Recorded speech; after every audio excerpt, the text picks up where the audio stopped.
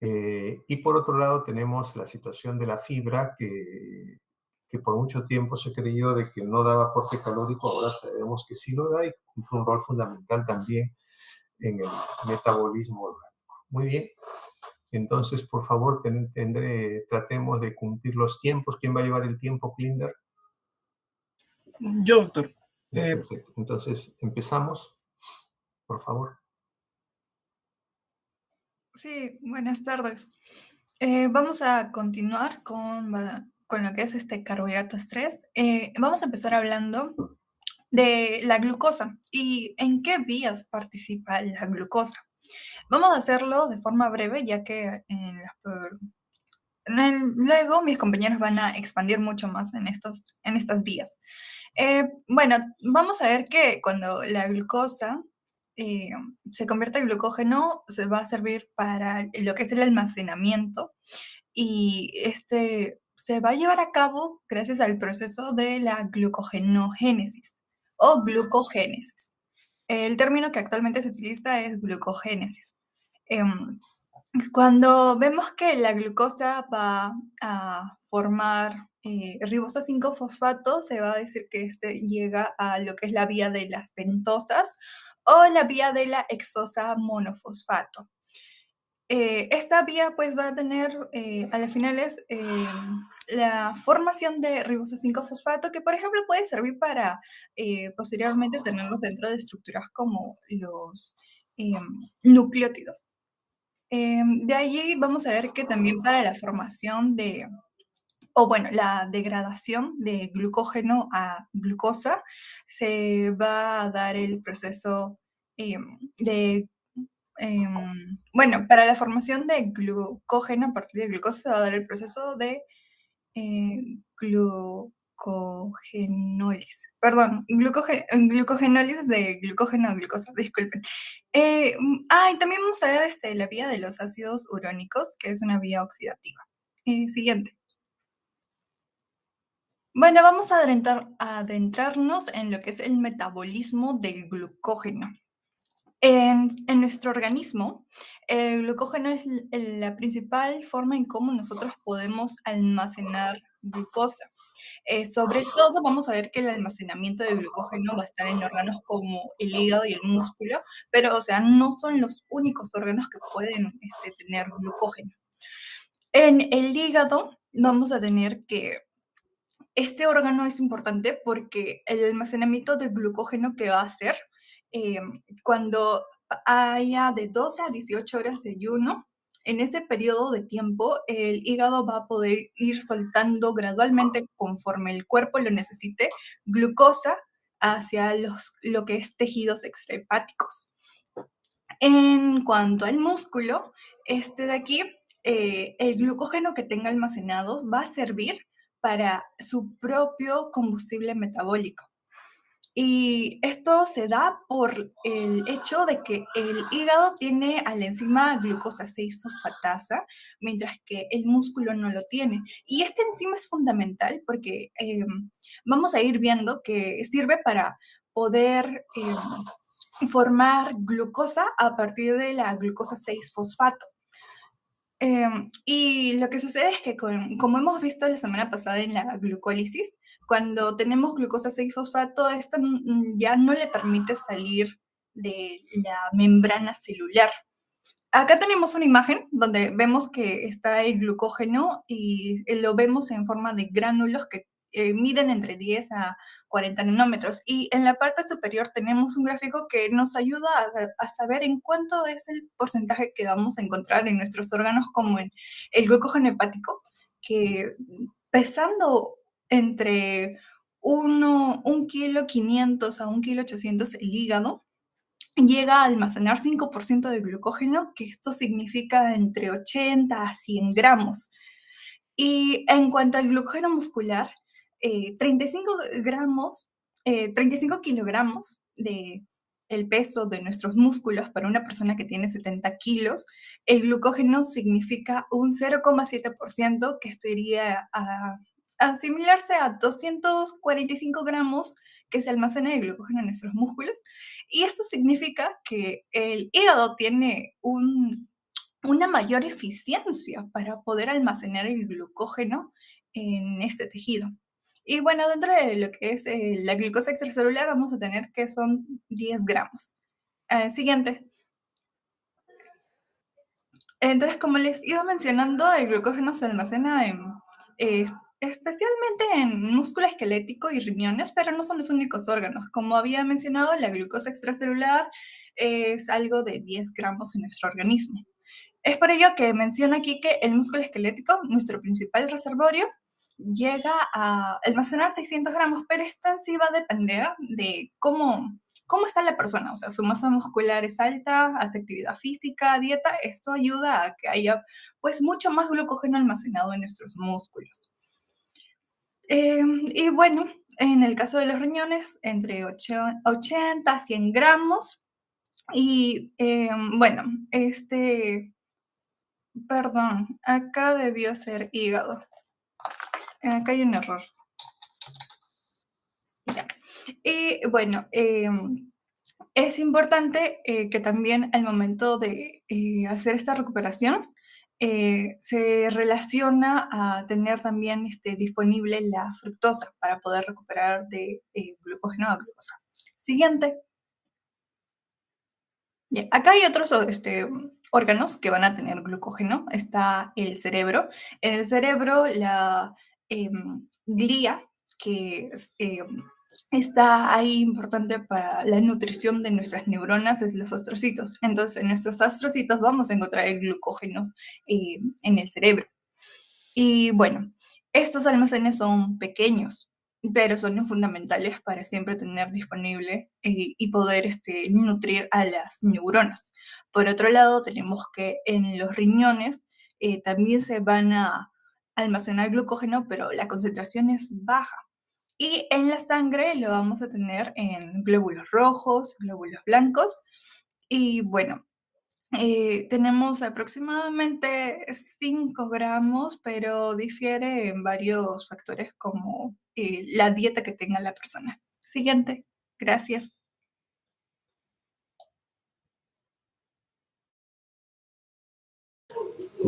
Buenas tardes, doctor. Buenas tardes, compañero. Bueno, en este caso, mi nombre es Rafael Hurtado y bueno, voy a exponer sobre el glucógeno, que en sí el glucógeno es un polímero extenso y ramificado, ¿no? Bueno, esto quiere decir que está formado por muchas unidades de glucosa, el cual es un tipo de monosacáridos conectados entre sí, formando una estructura extensa. Además, esta molécula, bueno, no es una cadena lineal, sino que tiene muchas ramas, lo que le permite almacenar una mayor cantidad de glucosa de manera compacta. Bueno, el glucógeno en sí tiene una estructura similar a la amilopectina, pero esta es más ramificada. Bueno, en el glucógeno en sí está formado por dos tipos de enlaces, los cuales son, bueno, los enlaces alfa entre el carbono 1 y el carbono 4 de moléculas de glucosa, y enlaces alfa entre carbono 1 y carbono 6 de otra glucosa. En sí, los enlaces alfa 1,4 conectan la mayoría de las glucosas en una cadena principal. Estas cadenas están relacionadas con de 11 a 18 residuos de alfa de glucopiranosa. Los enlaces alfa 1,6 aparecen en los puntos de ramificación, donde una nueva cadena de glucosa se une a la estructura principal, ¿no? Estas ramificaciones se dan más o menos cada 8 a 12 ramificaciones de glucosa. Como podemos ver, bueno, en las imágenes, podemos ver cada uno de los enlaces establecido, ¿no? Donde los enlaces alfa 1,4 están en la cadena lineal, mientras que los enlaces alfa entre los carbonos 1 y 6 de las moléculas de glucosa están relacionadas con las ramificaciones. En cuanto a la síntesis y degradación, bueno, en la síntesis están relacionadas muchas enzimas, ¿no? Como por ejemplo la glucógeno sintasa, ¿no? Que esa enzima se encarga de permitir agregar unidades de glucosa de una a una a las cadenas de glucógeno preexistentes, promoviendo así la formación de esta última.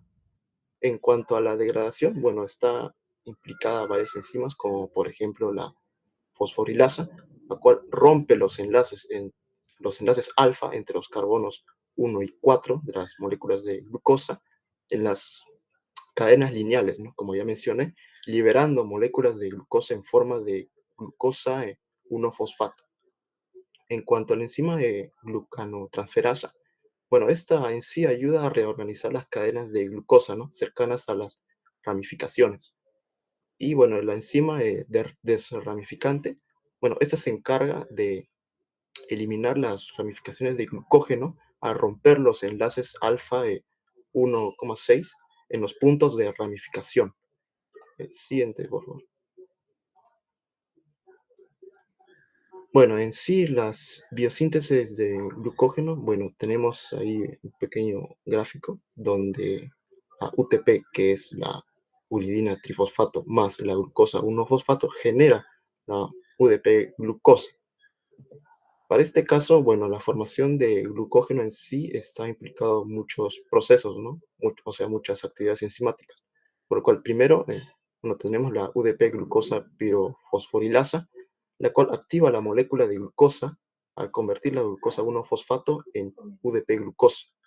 Luego, la glucógeno sintasa añade la glucosa activada al extremo de una cadena de glucógeno ya existente, formando así los enlaces lineales.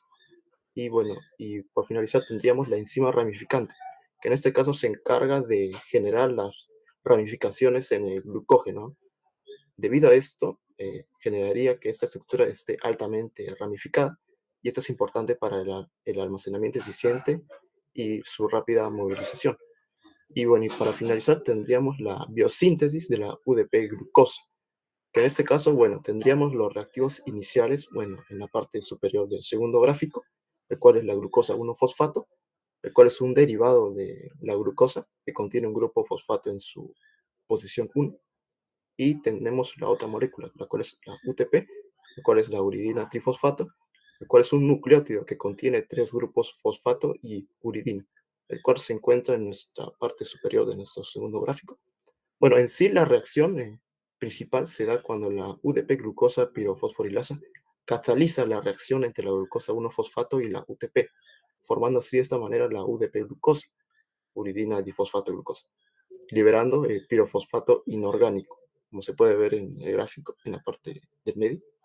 Y bueno, esta reacción en sí es reversible, pero se dirige hacia la formación de UDP glucosa debido a la rápida degradación de pirofosfato. Bueno, eso sería todo con respecto a este punto. Bien, Rafael.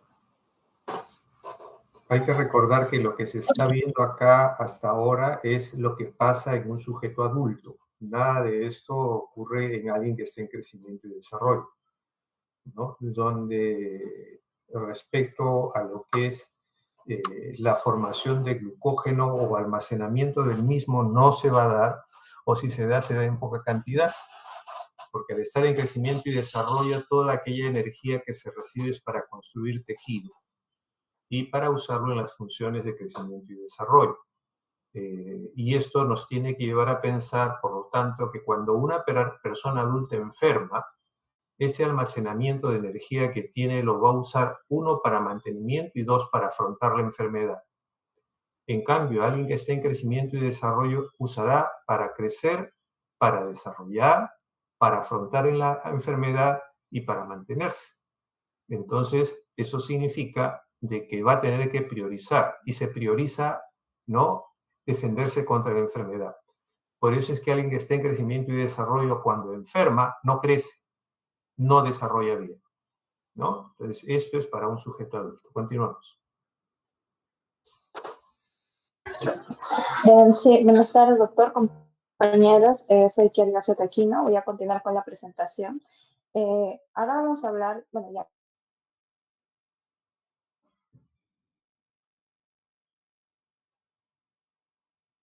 mi compañero habló de una de las enzimas. Yo voy a continuar hablando sobre glucogenogénesis.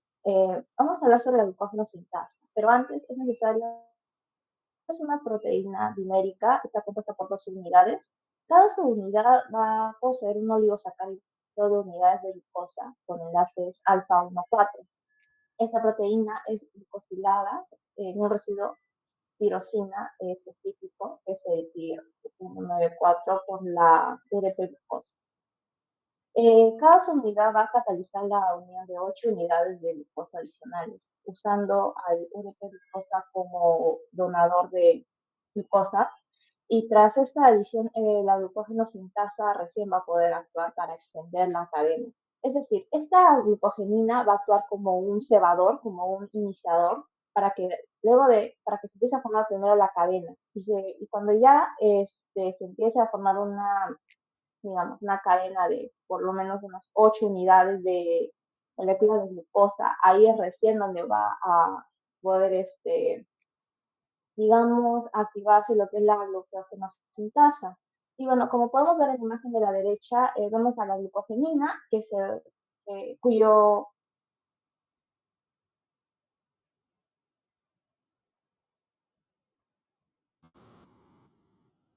No se te escucha, Kiara. cuyo residuo tirosina específico es el TIR 1. ¿Puedes retroceder, por favor? Ya. Justo como estaba mencionando, se va a empezar a formar ya una cadena, se va a liberar lo que es el UDP. Y bueno, eso sería con respecto a la glucogenina. También mencionar que conforme se van formando las del glucógeno. Siguiente, por favor.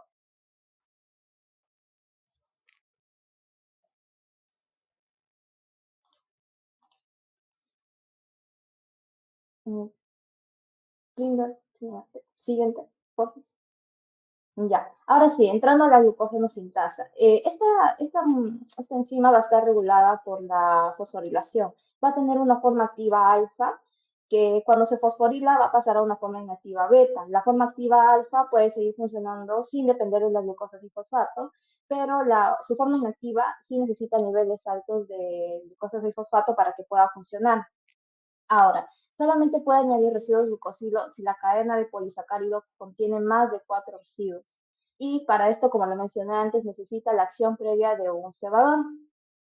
Ahora, la glucógenosintasa va a catalizar la formación de un enlace glucosilo entre el carbono 1 de la glucosa del UDP-glucosa y el carbono 4 de un residuo de glucosa terminal de glucógeno. Como bien mencioné, se va a liberar el UDP, la uridina difosfato, y no va a formar enlaces alfa 1,6, porque esto va a estar a cargo de otra enzima que voy a pasar a explicar a continuación. Siguiente.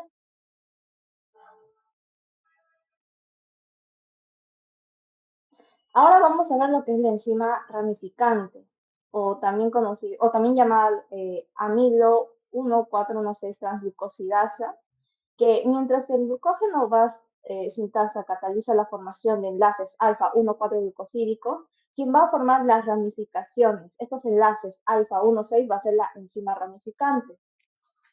¿Qué va a hacer? Esto va a transferir 7 residuos de glucosa que va a proceder de una cadena de por lo menos 11 residuos. Este bloque debe incluir el extremo no reductor y el nuevo punto de ramificación debe distar del punto de preexistente, al menos en 4 residuos. Como podemos ver en la imagen, la nueva ramificación que, digamos, se ubica de manera más interior, dista del anterior punto de ramificación en exactamente 4 residuos de glucosa. Y bueno, ese es básicamente el proceso para que se empiecen a formar lo que es las ramificaciones. Siguiente.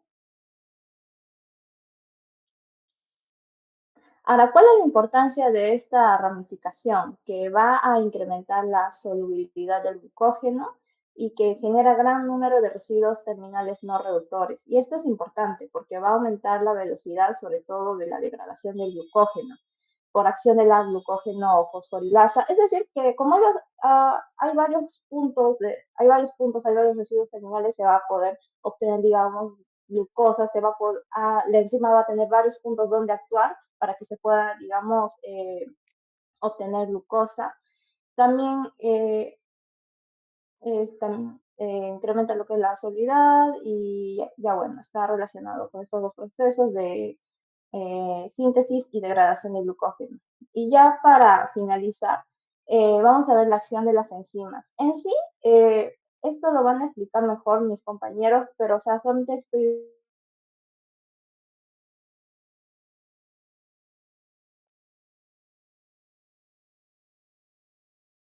No se te escucha, Kiara, y es necesario que expliques ese esquema, por favor.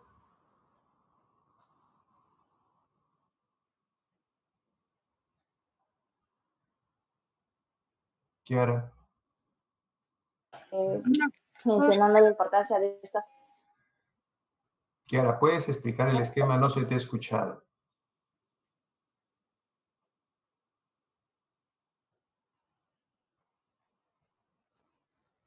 El último esquema, esquema lo tomé como referencia para que se pueda ver cómo funcionan estas tres enzimas. De hecho, en toda la gluconeogénesis hay una variedad de enzimas, pero o sea, solamente estoy destacando por ahora estas tres primeras que hemos visto, ¿no? La UDP glucopirofosforilasa, la glucogenosintasa y la enzima ramificadora.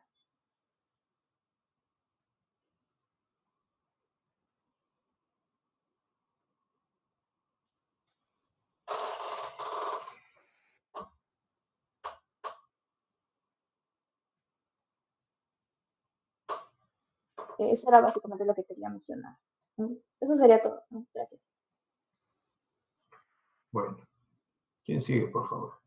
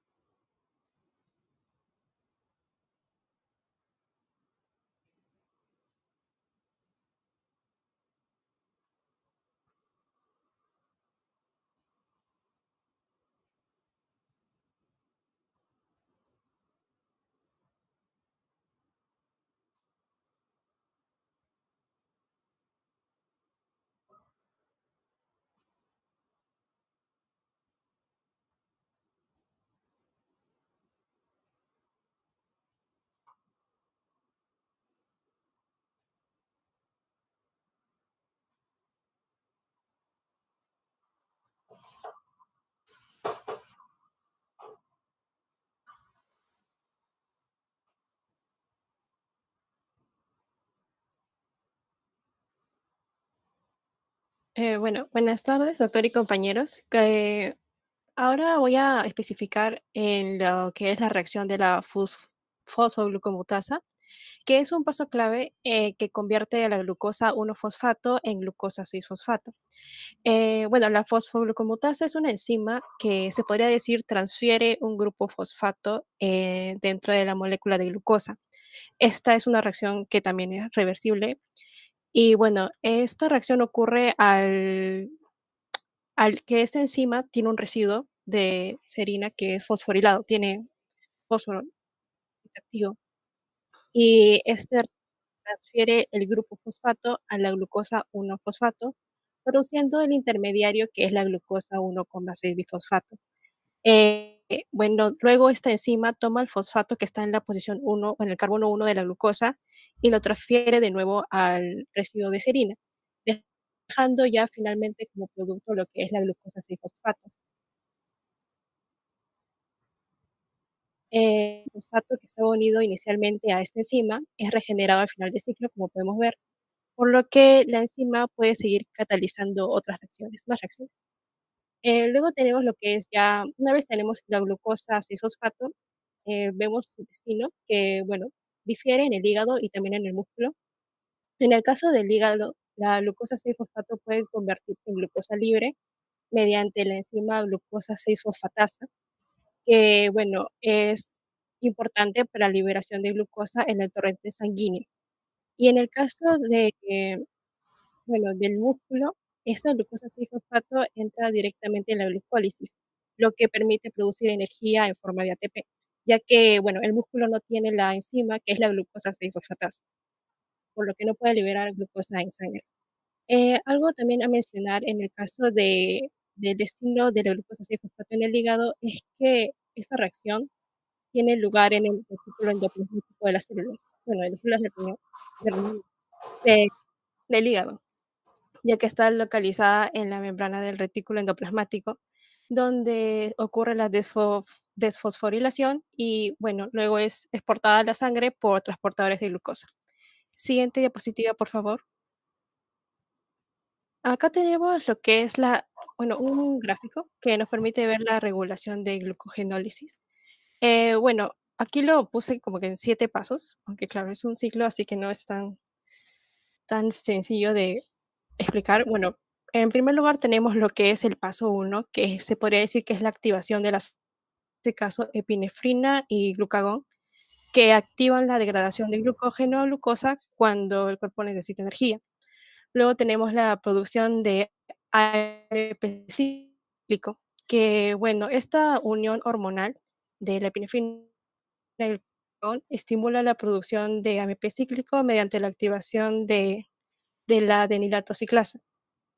Y este AMP cíclico activa la proteína sinasa dependiente. Vemos aquí la proteína sinasa dependiente de AMP cíclico, que también fosforila otras enzimas. Luego tenemos lo que es la activación de la fosforilasa sinasa, que bueno, en la proteína sinasa dependiente fosforila y activa la fosforilasa sinasa B, que la convierte en la fosforilasa sinasa A, que es la forma activa. Luego tenemos la activación de la fosforilasa A, que, bueno, en este caso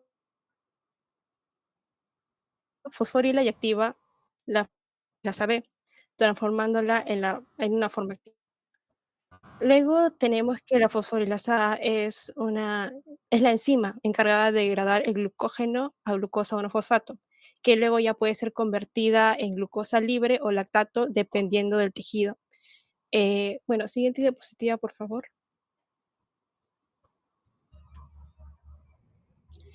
Bueno, aquí ya pasamos a los que son los trastornos metabólicos. Como sabemos, en primer lugar tenemos la diabetes mellitus. Y como sabemos, este es un trastorno metabólico que se caracteriza por una hiperglucemia crónica.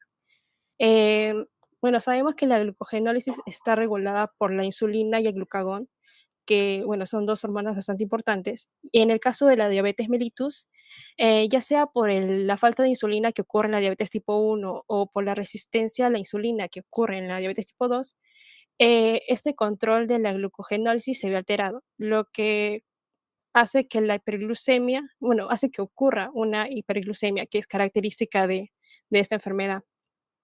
Luego tenemos las enfermedades por almacenamiento de glucógeno o glucogenosis, bueno, que son un grupo de trastornos metabólicos hereditarios que se caracteriza principalmente por la acumulación anormal de glucógeno en diferentes órganos. Esto se debe a que puede haber un defecto en las enzimas que implican la síntesis o degradación del glucógeno. Siguiente diapositiva, por favor. Bueno, acá hay un cuadro de varias glucogenosis, bueno, tipos de glucogenosis, pero quiero resaltar en las más comunes, que son la enfermedad de von Kirch, que es la tipo 1. Y bueno, en este caso vemos que la enzima afectada es la glucosa 6-fosfatasa y el órgano afectado en este caso es el hígado y el riñón, por lo que en este caso se ocasiona una acumulación de glucógeno en hígado y también en las células de túbulos renales. Como vemos aquí, bueno, sus características clínicas serían la hipoglucemia, la acidemia láctica y la hiperlipidemia principalmente. Luego otra que también es común es la enfermedad de Pompe. En este caso tenemos que la enzima afectada es la alfa-glucosidasa ácida y el órgano afectado es el músculo y también el hígado. Esta puede manifestarse en la infancia o también en la adultez. En la infancia sí sería de forma grave y en la adultez de forma leve. Y finalmente otra que es común es la enfermedad de Coriolis, que es la de tipo 3. En este caso tenemos que la enzima afectada es la enzima desramificante de glucógeno y esto causa una acumulación de la dextrina límite, que hemos visto que es el polisacárido ramificado característico que hemos visto en la glucogenólisis. Aquí se afecta el hígado y el músculo y las características clínicas sería hipoglucemia leve, hepatomegalia y debilidad muscular principalmente. Y bueno, esto sería todo. Siguiente, por favor. Estas enfermedades de depósito no son comunes por si acaso, ¿no? La incidencia es relativamente baja, 1 sobre 100.000 para más o menos von Gierke y la de Pompe, a veces dependiendo de la estadística, del avance del país, en la búsqueda de la enfermedad de 1 en 14.000 hasta 300.000 más o menos aproximadamente.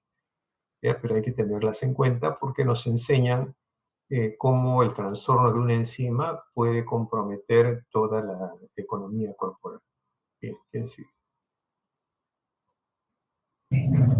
Bueno, ahora vamos a continuar. Siguiente, por favor, Clinton. Ya, vamos a seguir con los monosacáridos, que son derivados. En este caso, primero tenemos que saber que los monosacáridos derivados se van a formar por la modificación de ácidos simples a través de procesos que puede ser la oxidación, la reducción, la sustitución o la formación de ésteres fosfóricos. Pero para el propósito del tema vamos a tocar los que son por los derivados por oxidación. Bueno, en este caso tenemos que saber que los azúcares reductores son los carbohidratos que pueden sufrir oxidación. En el caso de una aldosa, por ejemplo, la oxidación del subgrupo funcional que es el aldehído va a dar como resultado un ácido carboxílico. Y así es como se va a formar un ácido de azúcar, el cual va a estar determinado por el agente oxidante que se va a usar. Por ejemplo, en presencia de un agente oxidante débil, como podrían ser los iones de plata o los iones de cobre más 2, como están presentes, por ejemplo, en el reactivo de Benedict, estos van a oxidar el grupo carboxilo de las aldosas y lo van a convertir en el grupo, van a oxidar el grupo carbonilo de las aldosas y lo van a convertir en un grupo carboxilo, y así se va a producir el ácido aldónico, como se puede ver en la primera figura de oxidación del aldehído. Por otro lado, los agentes oxidantes fuertes, como por ejemplo podría ser un ácido nítrico concentrado, pueden oxidar ambos extremos de la cadena de monosacárido al mismo tiempo. En este caso, por ejemplo, el grupo carboxilo y el grupo hidroxilo terminal, y así van a producir un ácido dicarboxílico que se llama ácido aldónico, como se ve en la segunda figura.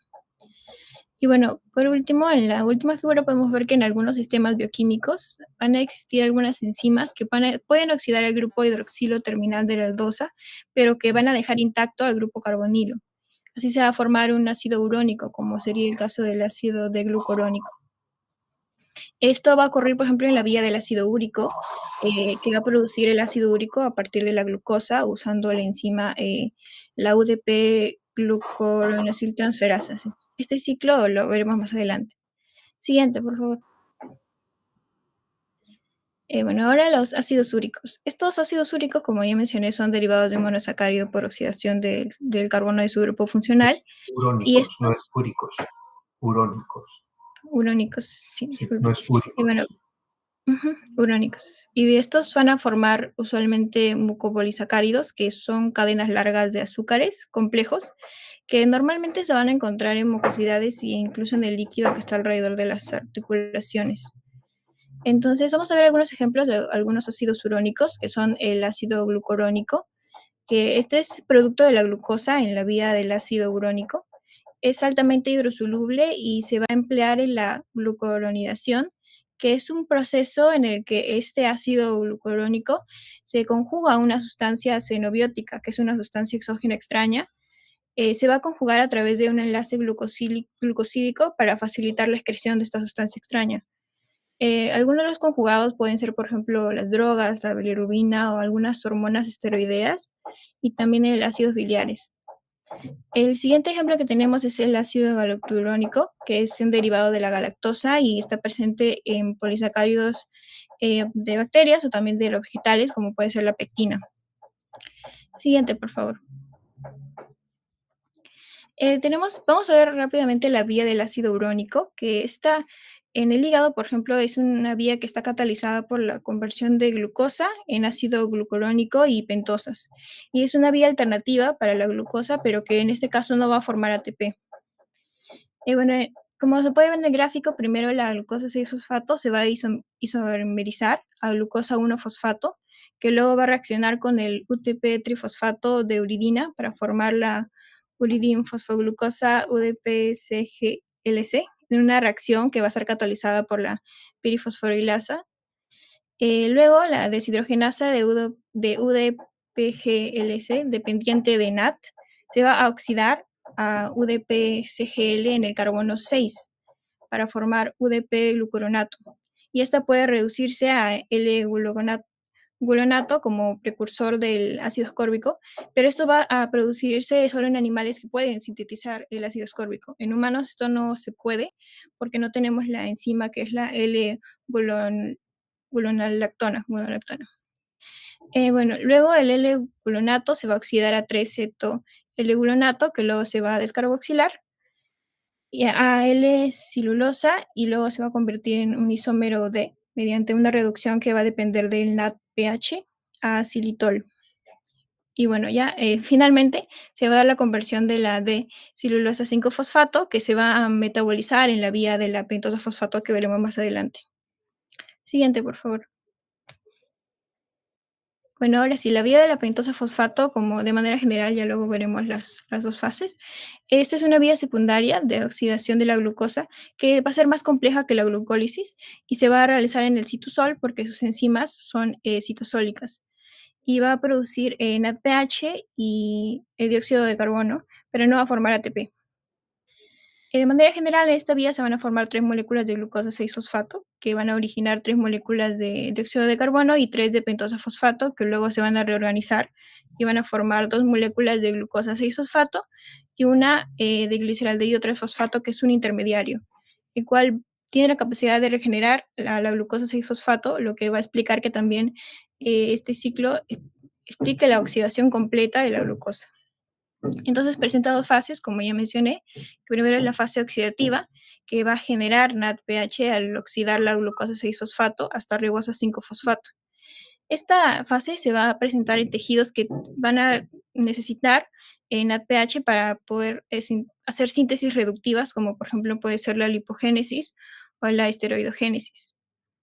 Y por otro lado tenemos su fase no oxidativa, que va a estar presente en todas las células que van a requerir ribosa. En general, esta vía va a ser activa en tejidos que sintetizan ácidos grasos o esteroides, como puede ser el hígado, las glándulas mamarias lactantes principalmente, aunque también se va a dar en las glándulas mamarias que no producen leche, pero en menor cantidad. También puede estar en la glándula adrenal y en el tejido adiposo. Y Un dato que también se mencionaba es que los eritrocitos, este es necesario porque se necesita debido al poder reductor de NADPH para poder mantener el grupo hemo de la hemoglobina en su estado ferroso. Y bueno, eso es todo por mi parte. Siguiente, por favor.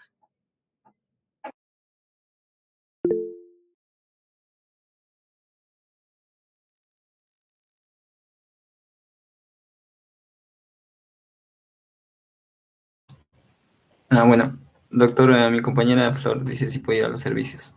Sí, está bien, sí, no hay problema. Ya. Bueno, mi nombre, como ya lo ven, es Gerson Bernardo Guaracha Quispe. Yo voy a explicar acerca de la fase oxidativa del ciclo de las pentosas, ciclo pentosa-fosfato. Usualmente, de manera general, tenemos que decir que el ciclo pentosa-fosfato, este ciclo tiene como función, ¿no?, crear intermediarios, ¿no?, como la glucosa 5-fosfato y el NADPH o el NADP reducido.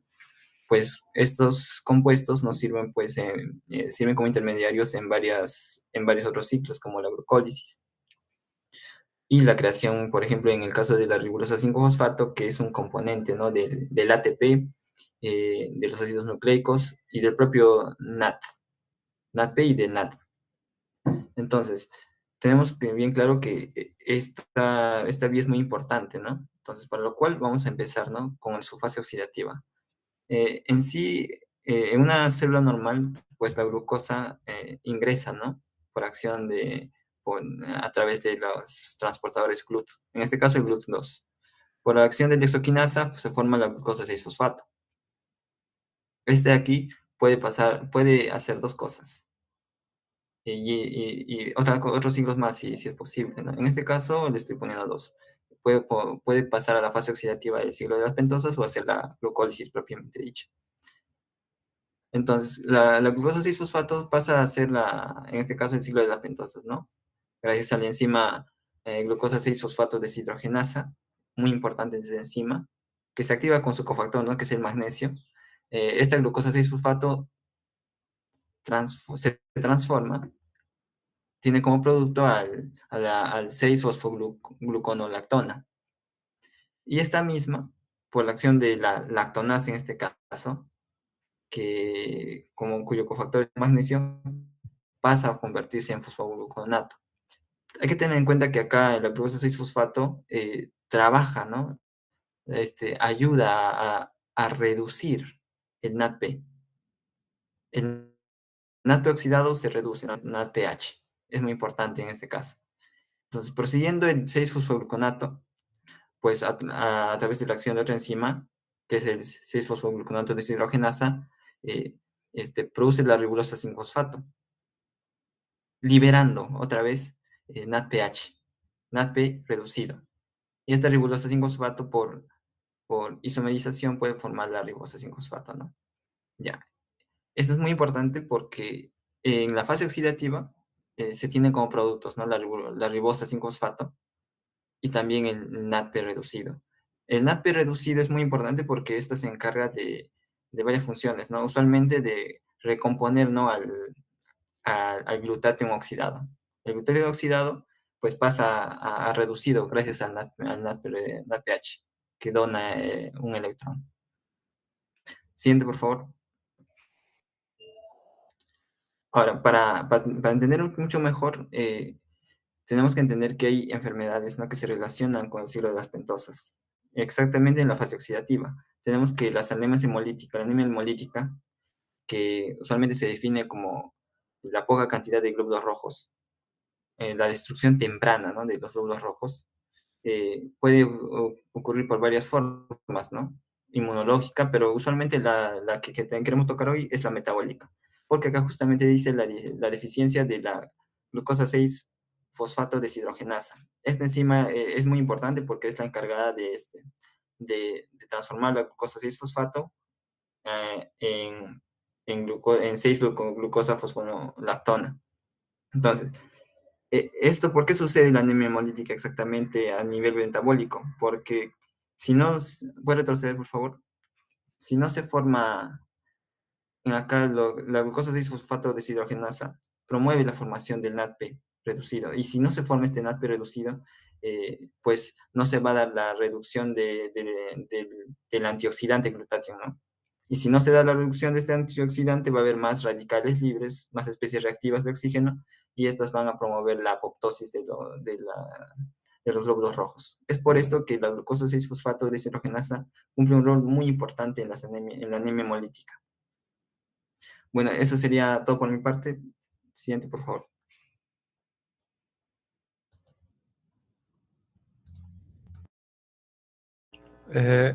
Ahora sí, continuando, ¿sí se escucha? Ah, ya, sí.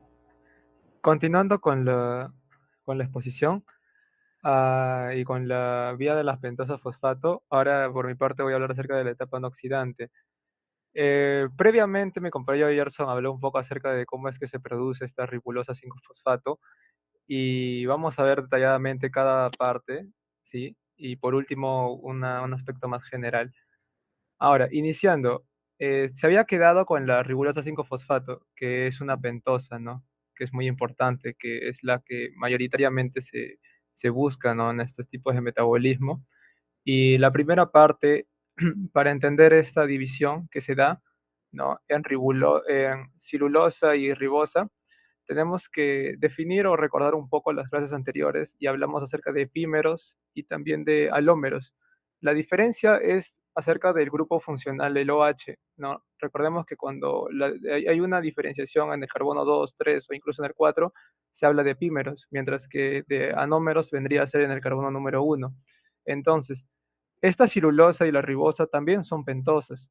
¿Cuál es la diferencia? Es que si bien es cierto, acá se puede ver en su grupo, la ribulosa es una cetosa y la cilulosa también lo es, mientras que la ribosa vendría a ser una aldosa, ¿no? Entonces, esa es la diferencia que se da.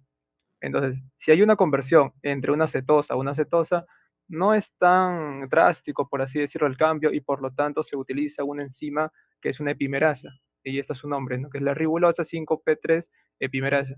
Mientras que para dar paso a una ribosa se utiliza una enzima isomerasa, porque ahí el cambio es más drástico, de un grupo funcional CO a un CHO, ¿no? Que es una cetosa a una aldosa.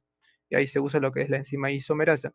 Entonces, hay que tener en cuenta algo, la cantidad de moléculas. Recordemos que en la etapa oxidativa fueron 6 moléculas de glucosa y pasaron a 6 moléculas al final de ribulosa 5-fosfato. Entonces, estas 6 van a dar parte a 4 y 2. O sea, va a haber 4 moléculas de cilulosa y 2 moléculas de ribosa.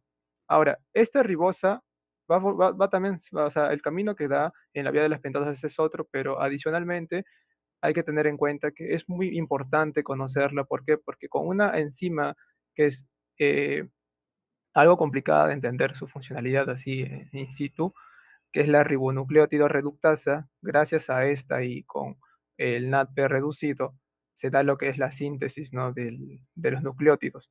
Da paso de lo que es una ribosa 5-fosfato a una desoxirribosa 5-fosfato, y esto es algo que hay que tener en cuenta, ¿no? Además de la vía de las pentosas. Y acá en la parte derecha hay un aspecto más general de lo que se va a dar, ¿no? De acá, esta porción, es la etapa oxidativa y donde estamos es esta, ¿no? Que se le conoce como la isomerización. Y ahora vamos a ver lo que consigue, ¿no? Lo que sigue después de haber obtenido 4 moléculas de cilulosa y 2 de ribosa. Entonces, en la siguiente diapositiva, por favor, vamos a tener acá la cilulosa, 4 moléculas y ribosa. Ahora, hay que tener en cuenta algo, que se van a usar solamente 2. Yo había mencionado 4 moléculas de celulosa, pero se van a usar 2, y acá 2 de celulosa, y por lo tanto, haciendo un equilibrio básico, van a dar 2 y 2. Ahora, ¿cuál es la enzima principal en este proceso? La transcetolasa, y junto a estas siglas que es TPP. La T viene de la tiamina. Como nosotros conocemos la vitamina B1, mayoritariamente las vitaminas, cuando ingresan a nuestro organismo, están de forma libre, y se necesita de fósforos, o sea, fosforilizarla para que puedan dar su funcionalidad correctamente. Entonces, por eso es que se le une 2 moléculas de fósforo, que vendría a ser la pirofosfato de tiamina. Entonces, este vendría a ser su cofactor, o sea, su coenzima para poder activar la transcetolasa y poder dar toda esta reacción. Entonces, tenemos 2 moléculas de celulosa y 2 moléculas de ribosa. ¿Qué es lo que sucede? Es que de acá, esta molécula, o sea, esta parte de acá, No, de lo que esa tiene es una pentosa y pentosa, de 5 carbonos, vas a restarle 2. No, y cuando vas a obtener 3. Y eso es lo que va a dar parte a lo que es el gliceraldehído 3-fosfato, que es un metabolito o un intermediario de la glucólisis. Por eso es que esto es importante. Mientras que acá a la ribosa 5-fosfato se le va a añadir 2, y lo que te va a dar es 7, ¿no? Una pseudoheptudulosa 7-fosfato. Entonces, esto es lo que da pie, ¿no? La transcetolasa, junto al pirofosfato de tiamina. Siguiente, por favor. Y ya, en la otra parte, sí, obtenidas estas dos, gliceraldehído, 3-fosfato y la pseudoheptudulasa, va a dar parte a lo que es la enzima transaldolasa, que de la misma forma va a agarrar ahora ya no 2, sino 3 carbonos, en el caso de este pseudoheptudulasa, y van a ver ya no 7, sino se le va a diferenciar 3, y lo que te va a dar pie es a una eritrosa, ¿no? Que es de 4 carbonos. Y a este gliceraldehído se le va a añadir 3 carbonos y te van a dar 6, que da pase a una fructosa 6-fosfato, que esta también es un intermediario, es el metabolito importante en la glucólisis.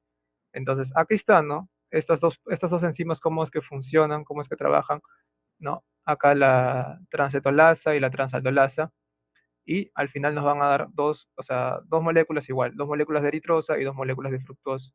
Siguiente, por favor. Y ya por último, eh, ay, por último,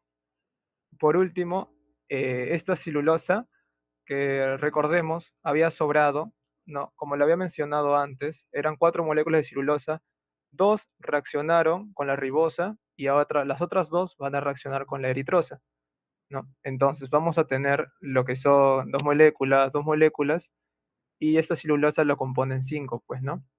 5. Y gracias a otra vez la transcetolasa con el pirofosfato de tiamina, les va a restar lo que son 2 moléculas, 2 carbonos, perdón, y se les va a añadir a la eritrosa, que es de 4, ¿no? Y dando pie al gliceraldehído, ¿no? De 3, y a la fructosa de 6 carbonos. Y aquí están los dos principales intermediarios, que es lo que la finalidad de esta vía de la pentosa en la fase no oxidativa. Entonces, ahora voy a explicarlo de una manera general. Siguiente, por favor. Y ya por último, acá tenemos un gráfico del Harper, citando al Harper, que ahí al inicio tenemos las ribulosas 5-fosfatos, que son 2, ¿no? 2, 2, 2. Como lo había mencionado, estas dos, gracias a sus enzimas isomerasa, epimerasa, van a dar lo que es la celulosa y la ribosa. Ambas se van a juntar, 2 moléculas, con la ayuda de la transcetolasa, van a formar el gliceraldehído y la pseudoheptulosa, disculpen, y estas al final van a dar paso a la fructosa y el gliceraldehído, ¿no? Que están las intermediarias. No es pseudo, es pseudo. Ah, pseudoheptulosa, disculpe. Creo que había un fallo en la edición del libro. ¿Y por qué es importante esto? Porque cuando la célula requiere de NAT, o sea, lo importante que tampoco se mencionó es que la vía no oxidativa vendría a ser reversible. ¿Qué quiere decir esto? Que siguiendo la glucólisis, ¿no? Y sus intermediarios, que es la fructosa y el gliceraldehído, se puede obtener lo que son las pentosas, o sea, la ribulosa 5-fosfato, mientras que la etapa oxidativa es irreversible. O sea, solamente la finalidad es ribulosa y no se puede obtener nada más, y seguiría con la vía, ¿no? Entonces, eso es interesante porque hay 2 caminos, ¿no? Si tú quieres obtener pentosas. Uno es por la glucosa 6-fosfato y otra por la fructosa 6-fosfato y el gliceraldehído 3-fosfato. Mientras que para obtener solamente NADP reducido es el camino de la glucosa 6-fosfato. Y también recordar la síntesis de nucleótidos, como lo había dicho, ¿no? Que es por parte de la ribosa y la enzima ribonucleótido reductasa. Y ya eso sería todo. Gracias. Siguiente, por favor. Bien, ¿quién sí? Sí, Gerson. Tenía una pregunta para todos, ¿no? ¿Cómo es que el ciclo de la pentosa, fosfato, se relaciona con el cáncer? Quisiera entenderlo mejor. ¿Cómo es que sucede esa relación? Escuché que por ahí que se relacionaba.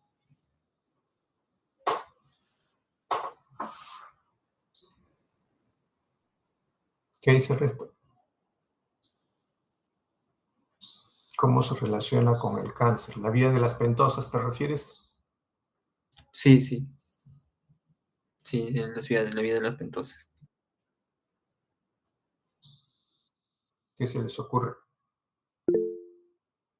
Sí, Flor. Sí, doctor, eso también me había llamado la atención y había estado viendo que, como había mencionado al inicio de mi exposición, la vía de la pentosa fosfato se utiliza para, por ejemplo, poder obtener las estructuras de dinucleótidos, del ATP, de, del NAT, porque como obtenemos una pentosa que va a ser como ya lo mencionó Leo, ribulosa, ribosa, estos pues terminan formando estas estructuras y había visto que se le denomina el fenómeno de Harburg, si no mal recuerdo, para esta capacidad que tienen las células cancerosas que pues utilizan mucho lo que es la energía para estar haciendo su mitosis, ya que tienen esta mitosis descontrolada y utilizan a estos nucleótidos, estas estructuras que se van generando a partir de la vía de fosfato para poder proliferar. Y bueno, eso era lo que Así había. es, así es. Eso Así es, era Flor, lo que bien. había. Es buena la aseveración, así es. O sea, el cáncer, como es un proceso de multiplicación rápido celular, se va a usar esta vía para poder obtener las bases nitrogenadas necesarias para formar y tener un mayor crecimiento celular. Sí, es cierto, es correcto. Bien, sigamos. Sí, Fran. Doctor, tengo una duda. Junto a eso también quería preguntar acerca de como había mencionado en la enfermedad de von Gierke, creo, una de las características clínicas era la hiperlipidemia. Y no sé si estoy en lo correcto, pero eso vendría a tener la relación junto a o sea, la vía de las pentosas como la glucosa 6-fosfato en la vía, o sea, en la parte oxidativa produce lo que es NADP reducido. Esta molécula es importante como para generar lo que son ácidos grasos, principalmente, Así es. y tiene esa relación por eso, ¿cierto? Así es. Algo así como las células cancerosas también. De acuerdo. Ya, está bien, gracias. Esa era mi duda. Sí, profesor, buenas tardes. Continúo yo y justo parte de mi exposición en parte de la regulación de la vía fosfato, el metabolismo de la glucosa 6-fosfato habla un poco sobre las dos preguntas que hicieron mis compañeros. Pero ya que está explicado, entonces será mejor para fortalecerlo y explicarlo a grosso modo. Entonces, continuando con la regulación de la vía fosfato-pentosa, antes, por favor. Pues empezamos con este esquema que nos ayuda a entender un poco. Primero tenemos la glucosa, que sabemos que pues puede estar a nuestro alcance a través de dos vías. Primero, tenemos la dieta a través de lo que se come a diario y la glucogénesis, que es pues a partir de otras sustancias como ya sea los aminoácidos.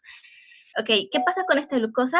Esta glucosa se va a fosforilar por acción de la enzima exoquinasa.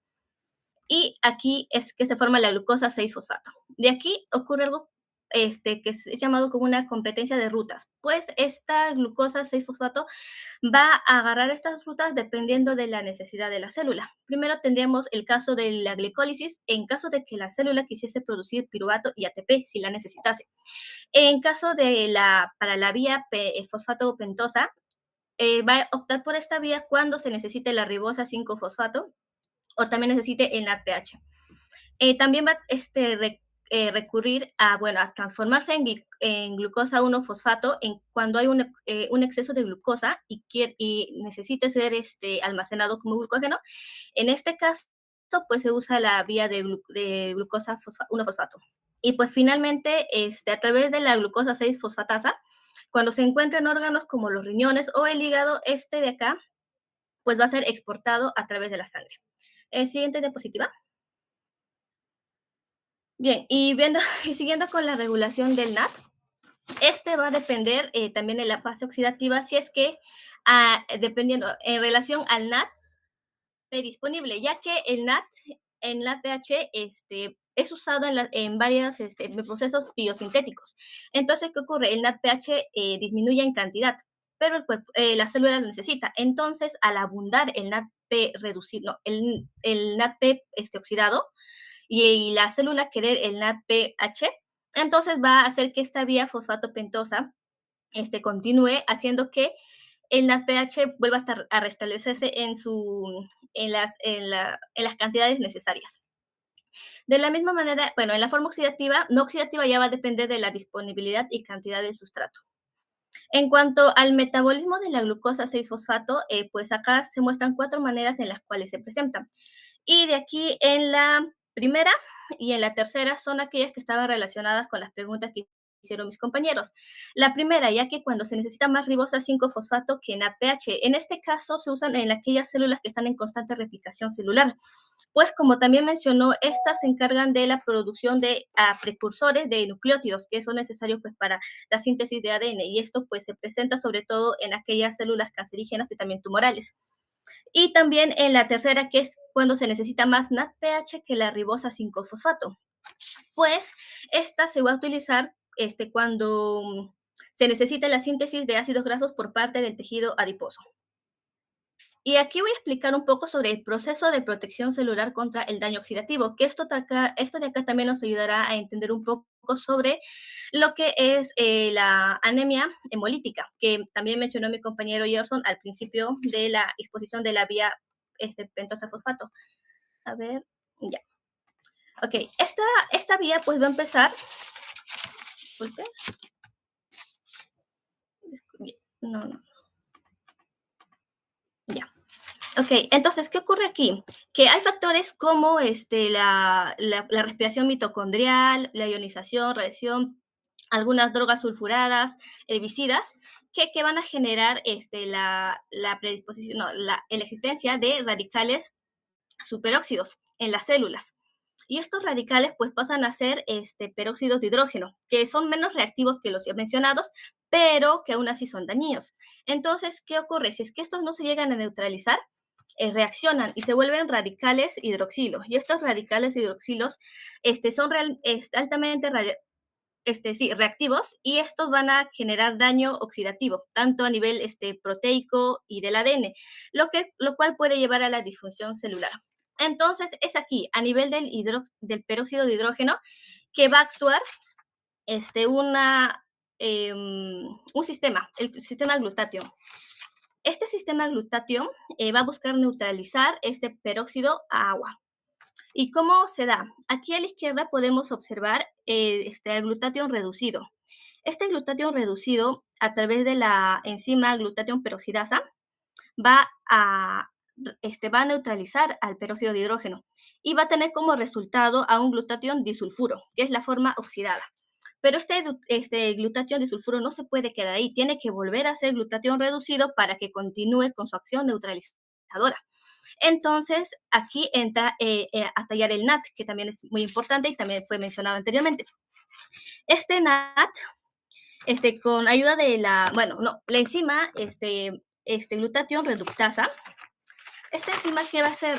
Va a usar los electrones donantes del NADP para poder volver a glutatión disulfuro a un glutatión reducido.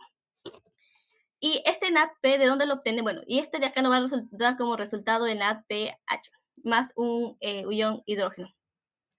Y de acá, si ven acá en la parte de abajo, ya es un proceso explicado anteriormente, ¿no? Que es de la glucosa 6-fosfato en transformación a la 6-fosfoglucano alfa-galactona.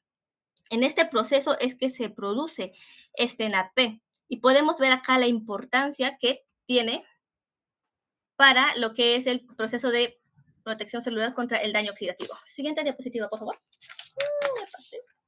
Ya, y pues para continuar, tenemos las deficiencias. También fueron mencionadas las deficiencias de glucosa 6-fosfato deshidrogenasa, sobre todo a nivel de los eritrocitos.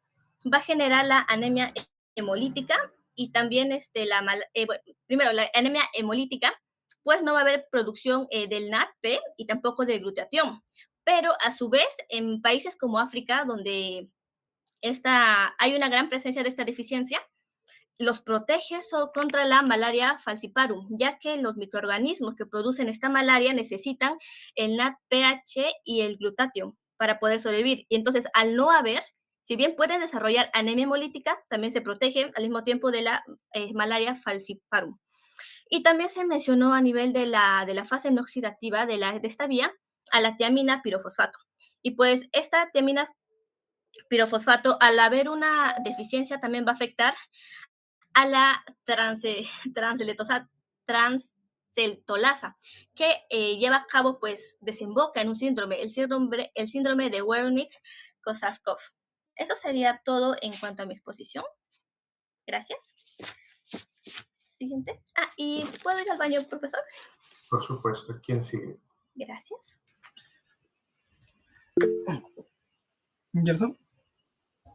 Mientras que la compañera asociada al baño. Doctor, una pregunta. En la anterior clase usted habló de los antioxidantes y las especies reactivas.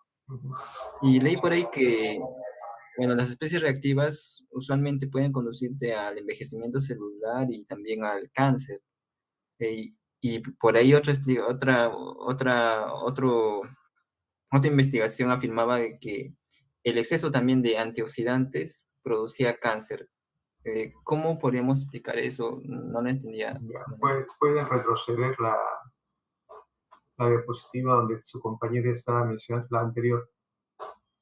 Si ustedes ven allí, o sea, en principio, la idea que yo les quise dar, y espero que la mantengan, es que ninguna molécula química, ninguna especie química es buena o es mala. Son solo especies químicas. Por lo tanto, las vamos a ver todas estas en procesos de salud o de enfermedad. Concepto importante. Y un ejemplo de esto es los que ven ustedes ahí, en eso que ha colocado su compañera. Dice que las especies reactivas se van a formar en procesos fisiológicos y en procesos patológicos. Y el primer proceso que se forma donde están las especies es en la respiración mitocondrial, que es un proceso normal, fisiológico. Y después menciona procesos patológicos, la radiación ionizante. Cuando una persona embarazada se toma una radiografía, por ejemplo, lo que va a ingresar es una radiación ionizante. La radiación ionizante lo que va a hacer es crear una especie reactiva que puede dañar el DNA de los niños. Y casualmente, lo que puede hacer una especie reactiva es, al dañar un ácido nucleico, puede cambiar el comportamiento de una célula también. ¿Estamos? Ya. Entonces, a más daño haya por radiación ionizante, y está demostrado que aquellas personas que se dedican a trabajar, por ejemplo, con radiación ionizante, pueden hacer cáncer, ¿no? Y es por eso que aquellos que hacen radiología o aquellos cirujanos que entran a sala de operaciones donde usan arco en C u otros procedimientos que implican trabajar con radiación ionizante, tienen que tener un contador de radiación, que es si ustedes han visto en algunas personas, como una especie de voucher pequeñito rojo, ¿no? Que es lo que va a captar la radiación. Si esta persona, cuando se lee su contador, tiene un exceso de radiación, se le aparta de la radiación. Y son las únicas personas que tienen doble vacaciones, ¿no? Para poder estar lejos de radiación ionizante, pero eso no le hacen caso porque dejan de trabajar en el hospital y se van a trabajar a la clínica, ¿no? O sea, no entienden el riesgo que pueden tener. Pero bueno. Y cuando se habla de oxidación hay que entender la oxidación, que la oxidación es sinónimo de ranciamiento, es sinónimo de envejecimiento, ¿ya? Y la oxidación va a ocurrir mientras a una molécula le falte un electrón. Está demostrado que las llamadas vitaminas antioxidantes pueden tener también efecto prooxidante, y esto se sabe desde los 80. Entonces, esto de que usted tome vitamina E para que no envejezca, eso no es tan correcto, ¿ya? Entonces, la promoción que hacen los laboratorios, creo que la vitamina E que la venden como antioxidante, creo que tiene 400 unidades internacionales. Cuando se les pregunta a ellos por qué le pusieron esta cantidad, no saben responder, ¿no? Fue una cifra que a alguien se le pudo haber ocurrido, o que de repente en algún estudio que fue muy sesgado, obtuvieron esa cantidad y es la que se usa. pero está demostrada que pueden tener efecto prooxidante, porque, repito, las moléculas son moléculas, ¿no? No hay garantía. Si ustedes ven las cremas que se usan para la cara, dicen, no, con efecto de anti-envejecimiento, anti-arrugas, ¿no? Y es porque les colocan, pues, vitamina A, vitamina C, etcétera, etcétera, pero eso no nos garantiza el efecto. O sea, no es que la molécula en sí sea un antioxidante, es cómo es usada en ese momento. ¿Estamos?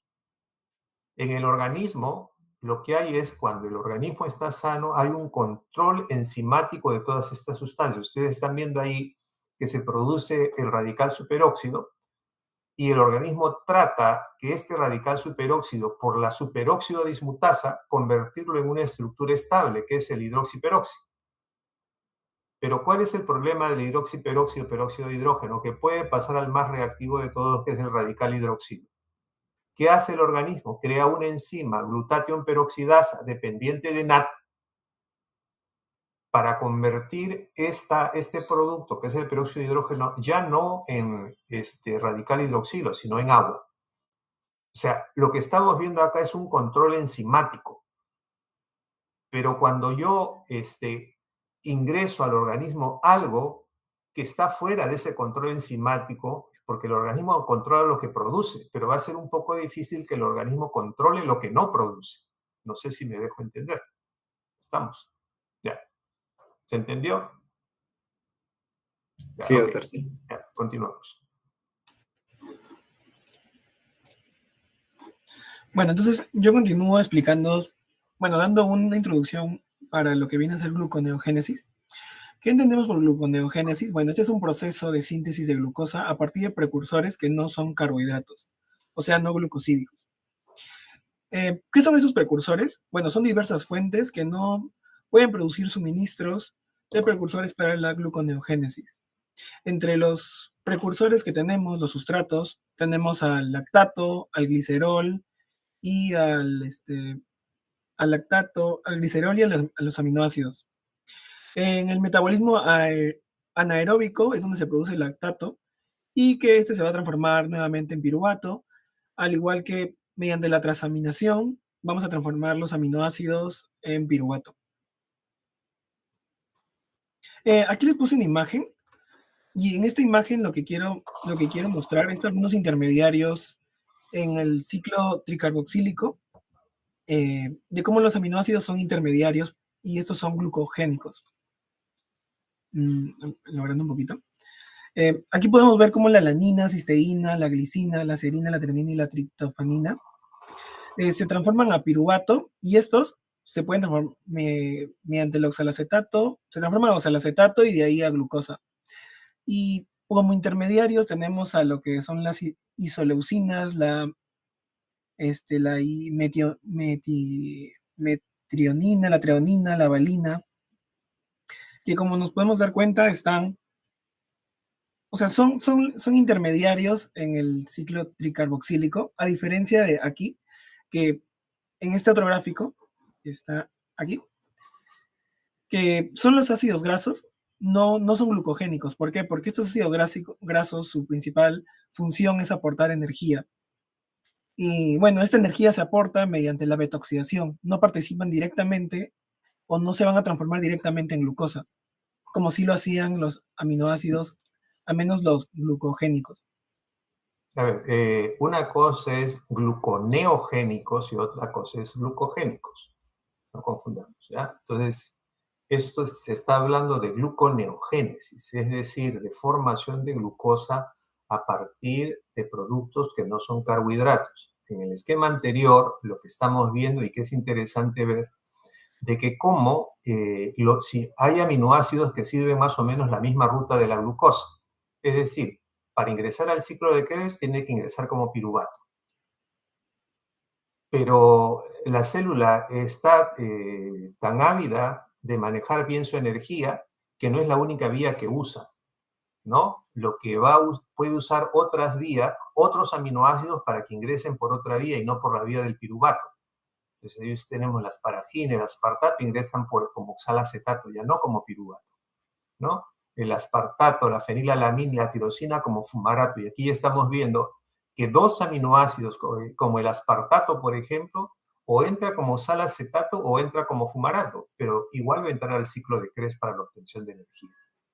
Otros pueden entrar como la vía de la succinilcolina A, otros pueden entrar como alfa-acetoglutarato, como la arginina, glutamato, glutamina, histidina y prolina. Es decir, tenemos una serie de vías por las cuales no por una vía glucogénica, sino por una vía gluconeogénica, es decir, a partir de productos que no son carbohidratos que el organismo puede obtener energía. Y la siguiente, aquí se refiere a la parte de aminoácidos, y la siguiente creo que se refería a la parte de ácidos grasos. Ácidos grasos, sí.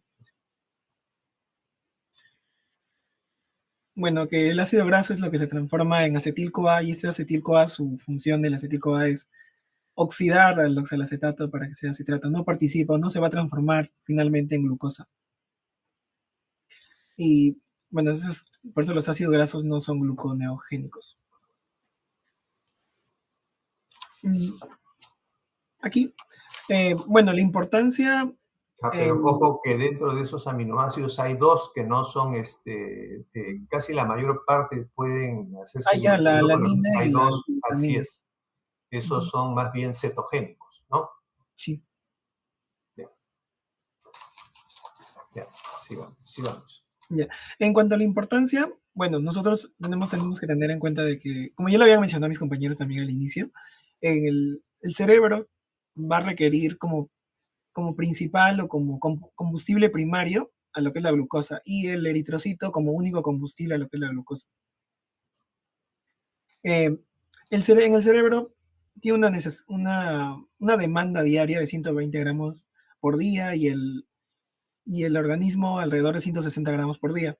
Nuestras reservas de glucosa en nuestro cuerpo son, bueno, al menos de glucógeno son 160, lo que aquí comparando los datos, máximo podríamos cubrir una demanda de un día de ayuno, por así decirlo, o un ejercicio intenso, porque estos agotarían nuestra reserva energética, para lo cual esa sería la importancia biológica para la gluconeogénesis. En cuanto al hígado y el riñón, son los que producen el 90% y el 10% principalmente de la gluconeogénesis. También el cerebro, músculo cardíaco, tienen lugar pero con muy poca gluconeogénesis, por lo cual la gluconeogénesis del hígado y del riñón van a producir la glucosa y que va a, de alguna manera, cubrir la demanda que necesita el cerebro, los músculos esqueléticos, los músculos cardíacos. Lo que estamos viendo ahí, si ustedes comparamos consumo de glucosa, lo que consume el cerebro y el resto del organismo por día, es una brutalidad lo que consume el cerebro. Sí, casi. Porque el cerebro definitivamente con 120 gramos por día respecto a 160 a todo el resto del organismo, el cerebro requiere pues glucosa de manera permanente, de manera activa, ¿no? De allí que la forma como se transporta la glucosa al interior del cerebro es diferente a cómo ocurre en otros tejidos, ¿no? De allí que cuando hay diabetes, cuando hay problemas en que la glucosa no puede ser usada, ¿no? De alguna manera por diferentes razones, el organismo va a agenciar de generar energía para el cerebro, tratando de priorizar eso respecto a otros tejidos. Continuamos. Y por último quería hablarle de las etapas de la gluconeogénesis. Bueno, en cuanto a los sustratos, como ya he mencionado, son los precursores del lactato, los aminoácidos, el glicerol y también piruvato que podemos tener. Y bueno, este piruvato se va a transformar en fosfoenol piruvato o PEP.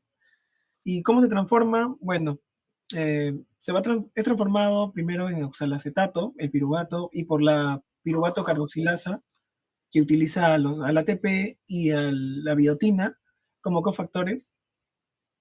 Bueno, en este proceso se utiliza la ATP y la biotina como cofactores. Acá tenemos como el oxalacetato se transforma en fosfoenol piruvato gracias a la enzima fosfoenol piruvato carboxinasa. carboxilasa. Perdón, no voy a pasar la diapositiva. Y una vez que tenemos el fosfoenol piruvato, tenemos que transformarlo a fructosa 1,6-bifosfato mediante una serie de reacciones enzimáticas. Y también tenemos que recordar que este oxalacetato que estaba al inicio, que se había formado, parte de eso se va a transformar en malato, y este malato va a salir de la mitocondria al citoplasma, y una vez que sale al citoplasma, el malato se vuelve a transformar en oxalacetato, y este oxalacetato va a volver a transformarse en fosfoenol piruvato, mediante también la enzima fosfoenol piruvato carboxilasa. Bueno, este fosfoenol piruvato que se transforma a fructosa 1,6-bifosfato va a transformarse a glucosa, como liberando un grupo fosfato para transformarse en grupo en la fructosa 6-fosfato, y la glucosa 6-fosfato se va a transformar a glucosa gracias a la enzima glucosa 6-fosfatasa, y esta glucosa se va a liberar directo al torrente sanguíneo.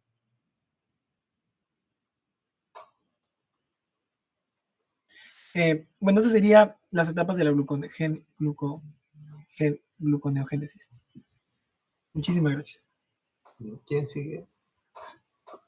Sí, bueno, se me escucha, ¿verdad? Sí, ya. Bueno, ahora yo voy a hablar sobre el lactato como precursor. Ya vimos que Klinder habló sobre que habían 3 precursores, ¿no? El lactato, los aminoácidos y también el glicerol. Bueno, el lactato, ¿cuándo se va a producir en el cuerpo? Pues cuando hacemos ejercicio vigoroso, ¿no? ¿En dónde se produce esto? En el músculo esquelético. Pero también se puede dar dentro de los eritrocitos, ya que pues ellos no tienen mitocondria, ¿no? Entonces ahí es donde también se va a producir lactato.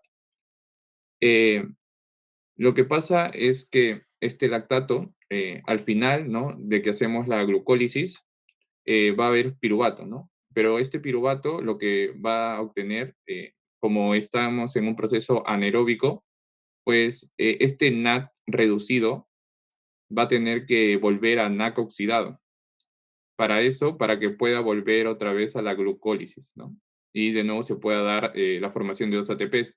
Y al reducir estos 2 NAC, pues es donde el piruvato va a formar el lactato, ¿no? Lo que pasa dentro del piruvato, pues es que este grupo ceto se va a perder, ¿no? Y se va a hidroxilar. Lo normal, pues dentro de una glucólisis, cuando hay un proceso pues con oxígeno, es que este proceso se dé dentro del NAC, se oxide dentro pues de un metabolismo aeróbico dentro del ciclo del ácido cítrico y luego pues la cadena de transporte, ¿no? La fosforilación oxidativa. Pero cuando no ocurre eso, es donde el piruvato pues se va a convertir a lactato por medio de esta enzima que es la lactato deshidrogenasa que también actúa dentro de esta reacción. Y esta reacción pues es reversible. Siguiente. Y acá tenemos pues un ciclo, que es el ciclo de Cori, ¿no? Que va a ser fundamental y utiliza lactato como utiliza lactato para hacer este ciclo, ¿no? Lo que se va a obtener, pues van a ser 2 ATPs y se van a consumir 6 ATPs, ¿no? Y también, bueno, va a participar, ¿no? Esta enzima que ya hemos nombrado, que pasa de lactato a piruvato y de piruvato a lactato, ¿no? En esta imagen que está acá, pues vemos que el músculo esquelético, para hacer sus funciones, pues va a obtener glucosa. Esta glucosa, pues, ¿de dónde se obtiene? Desde el hígado, ¿no? Y el hígado, pues, almacena en forma de glucógeno. Ahora, el glucógeno hace glucogenólisis y se va a obtener glucosa.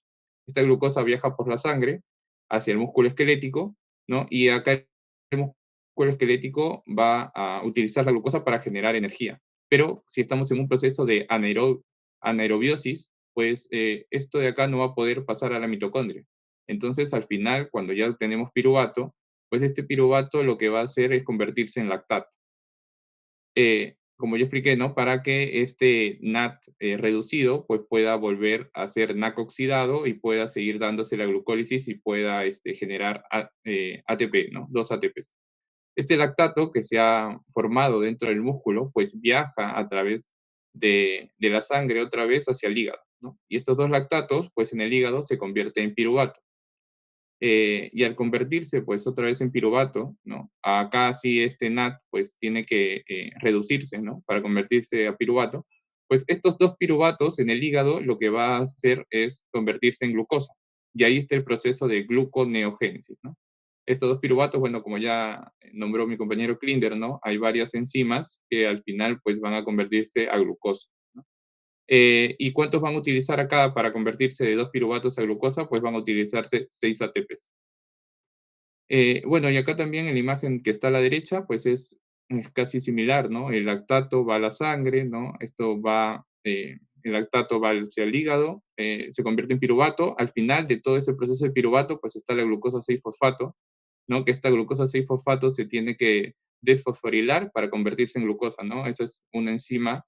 Esta de acá es la enzima que hace esto, pues es la glucosa 6-fosfatasa, ¿no? Del mismo nombre donde va a actuar. Y pues la glucosa otra vez en la sangre y eso va otra vez al músculo y continúa así el ciclo, ¿no? Con el lactato, ¿no? Solo el lactato ahora por mientras. Siguiente. Y bueno, ahora el glicerol como precursor, ¿no? Mi compañero Klinder también dijo que los ácidos grasos pues no actúan dentro de este proceso de gluconeogénesis, ¿no? Entonces acá pues tenemos a un triacilglicerol, ¿no? O así, a un triacilglicerol, ¿no? Tenemos un glicerol con 3 ácidos grasos. Los ácidos grasos, pues por medio de la enzima lipasa, pues se va a degradar esto de acá, ¿no? En un glicerol y un ácido graso. Los ácidos grasos no van a entrar a este proceso de gluconeogénesis. Estos van a hacer una beta-oxidación, ¿no? Al final un acetil-CoA y ese acetil-CoA pues va a entrar al ciclo de Krebs, ¿no?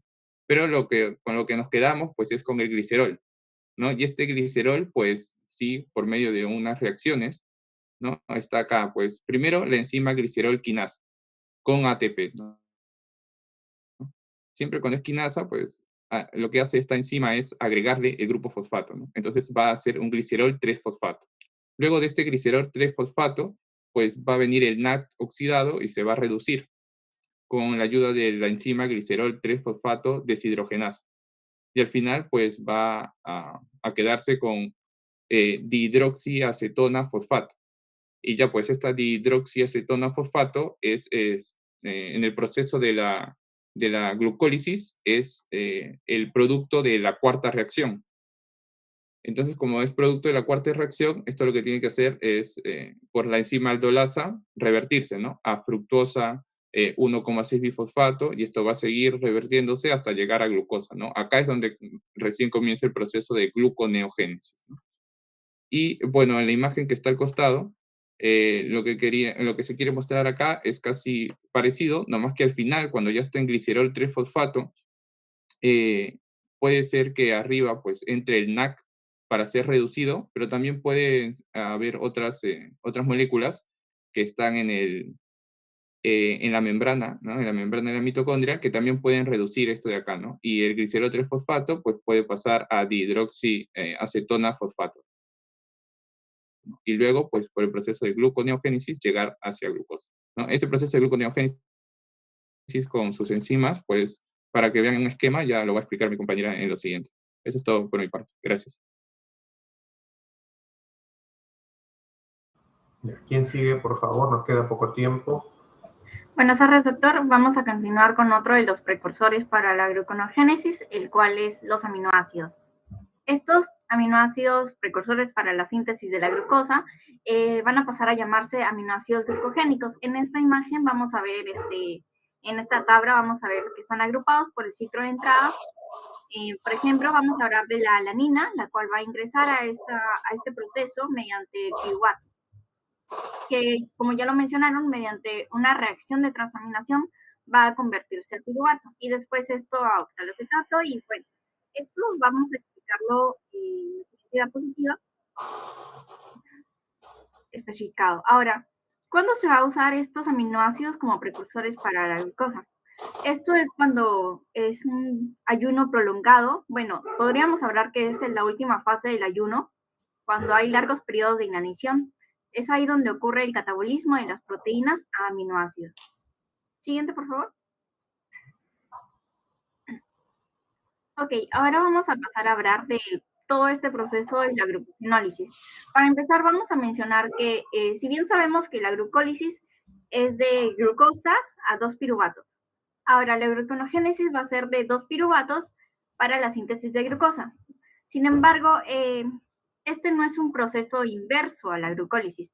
Acá les he puesto una imagen donde podemos ver que hay una gran diferencia en la reacción inversa de la glucólisis con respecto a la gluconeogénesis. Ahora, en la gluconeogénesis van a haber reacciones que van a ser sustituidas por la glucólisis, en la glucólisis.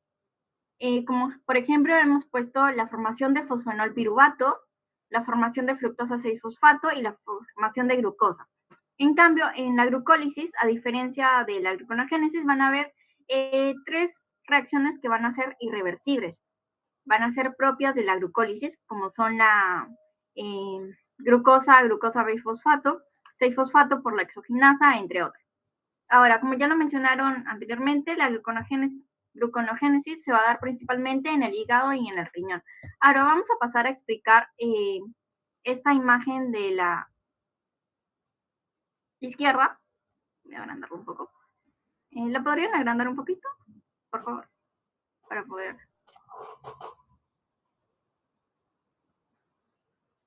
Okay. Para la derecha, izquierda. Ahí, en fosfenolpiruvato. Abajo. Fosfenolpiruvato, ahí. Ok, ahora, siguiendo con el ejemplo que mencioné en la diapositiva anterior, vamos a seguir usando la alanina. Esta alanina va a ser convertida en la reacción de transaminación a piruvato. Ahora, este piruvato que va a estar en el citosol va a ingresar a la mitocondria y mediante la enzima piruvato carboxilasa va a convertirse a oxalacetato.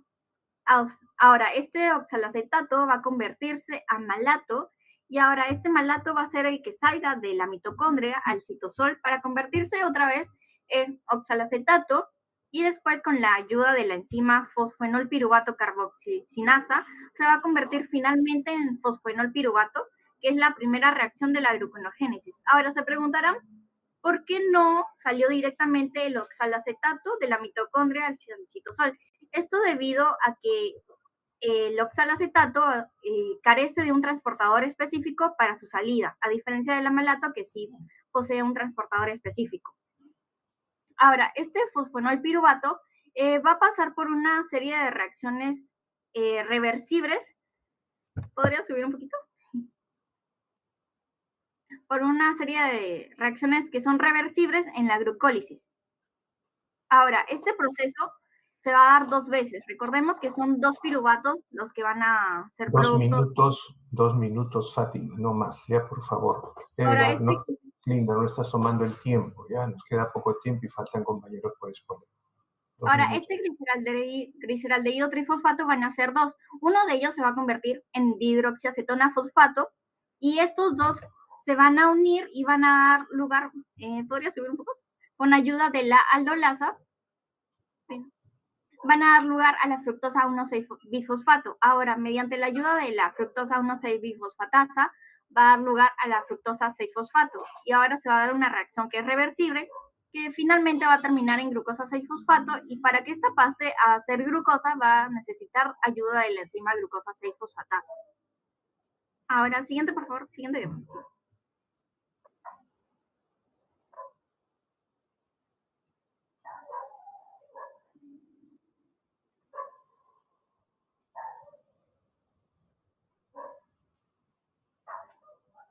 Ahora, este proceso de la gluconeogénesis se va a ver regulado por la fructosa 2,6-difosfato y unas enzimas que son la fosfofructokinasa y la fructosa bifosfatasa. Ahora, vamos a ponernos en un caso en el que la persona tiene sus niveles de glucosa en sangre disminuidos. Entonces, el páncreas va a sintetizar y secretar glucagón. Este glucagón va a ingresar a la célula mediante un receptor asociado a una proteína G. Esto, mediante la vía del anilato ciclasa, va a convertir el ATP en AMP cíclico. Este AMP cíclico va a activar una sinasa dependiente de AMP cíclico.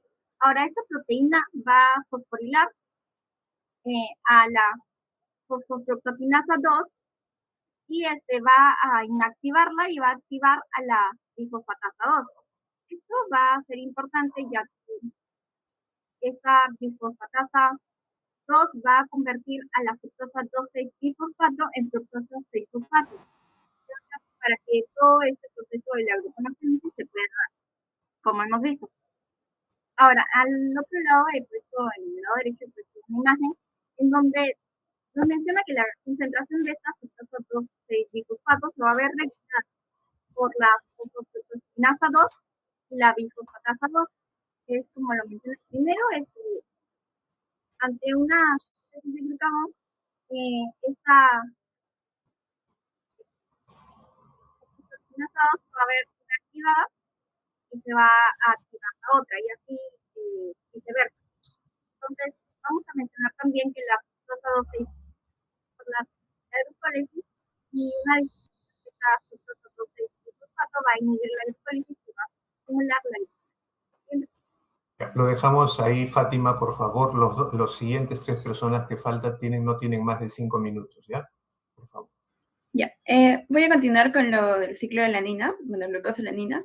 Como vemos en el gráfico, primero tenemos el músculo, el hígado y, bueno, el torrente sanguíneo. En caso del músculo, algunos aminoácidos van a poder entrar en reacciones de transaminación, lo que va a producir glutamato. Este glutamato se va a combinar con el piruvato, que es justo producto de la glucólisis mediante la enzima alanino-aminotransferasa, y en esta reacción el piruvato se va a convertir en alanina y el glutamato en alfa-cetoglutarato. Esta alanina va a viajar por el torrente sanguíneo hasta el hígado y va a funcionar como un transportador del amoníaco para evitar la toxicidad del ion amonio. Ya en el hígado, esta alanina va a reaccionar nuevamente con la alfa-cetoglutarato por la misma enzima que era la alanina aminotransferasa para formar entre el piruvato y el glutamato.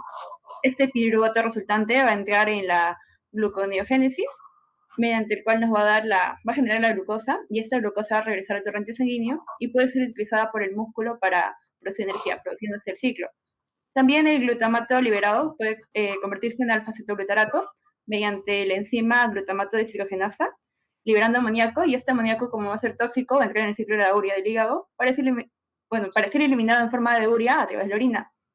También podemos resaltar que el glutamato puede convertirse en glutamina gracias a la enzima glutamina sintetasa. Y bueno, esta glutamina va a viajar al hígado, donde se va a convertir también luego en glutamato por la enzima glutaminasa, y se va a liberar más amoníaco que va a ser enviado al ciclo de la urea. Siguiente diapositiva. En cuanto a la regulación, bueno, este gráfico nos muestra cómo el hipotálamo va a actuar como un centro de control clave en la regulación hormonal. El hipotálamo va a recibir señales del sistema nervioso central, que a su vez está influenciado tanto por el medio ambiente, que puede ser tanto el estrés o la temperatura, y el sistema inmune. Estas señales van a permitir al hipotálamo coordinar y regular las respuestas hormonales a través del sistema endocrino, que va a controlar las funciones de varios órganos y tejidos. En el eje hipotálamo hipofisiario, que se va a encargar de liberar hormonas que tanto activa o inhibe otras glándulas en el cuerpo, tanto como la tiroides, la glándula suprarrenal o el páncreas. Esto va a asegurar que los sistemas tanto gastrointestinales y adiposos y otros tejidos van a mantenerse en equilibrio, influyendo tanto en el metabolismo energético y otras funciones fisiológicas. Además de que podemos destacar que existe una regulación genética en general que va a afectar la actividad hormonal, y ciertas mutaciones genéticas podrían provocar hiperproducción de hormonas, insuficiencia de hormonas o incluso la resistencia a la misma, lo que puede traducirse en trastornos endocrinos tales como la diabetes o el hipotiroidismo. Siguiente diapositiva. Bueno, acá este gráfico más que nada nos va a hablar de que hay receptores tanto intracelulares como los que están en receptores membrana. Los intracelulares tendríamos tanto los andrógenos y los estrógenos, que son hormonas liposolubles, lo que le va a permitir entrar a la célula y llegar al núcleo, donde se van a regular la expresión de ciertos genes. Y en cuanto a los receptores de membrana, tanto como la insulina o la adrenalina, estas hormonas van a hacer más rápida acción, ya que van a interactuar con los receptores que están en la superficie de membrana y van a desencadenar respuestas inmediatas. Siguiente diapositiva. Bueno, esto más que nada resalta acá el papel de la insulina y cómo va a regular el metabolismo de carbohidratos.